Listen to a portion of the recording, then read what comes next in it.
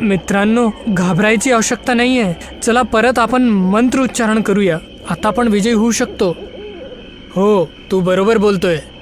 आदित्यचं बोलणं ऐकून सर्वांचा हौसला वाढतो आणि तिघांनी डोळे बंद करून परत मंत्र वाचायचं चालू केलं.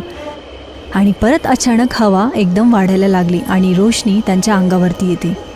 जसंच त्यांनी आपले डोळे उघडले तर बघितलं आदित्यच्या हातामध्ये एक दिव्य रक्षाशस्त्र होतं.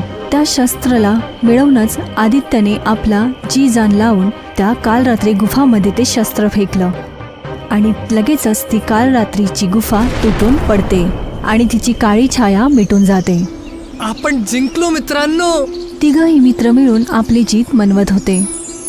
पण तेवढ्यातच तो जादुई झाड तिथे येतो. शाबाश मुलांनो, तुम्ही लोकांनी हे सिद्ध केलंय की खऱ्या मनाने आणि एकजूट होऊन आपण अंधकारला हरू शकतो. वृक्ष देवतांचं बोलणं ऐकून तिघही खूप खुश होतात. शेवटी आदित्य, तनय आणि पाखी वृक्ष देवतांचा आशीर्वाद घेऊन हिमराग गाव परत येतात.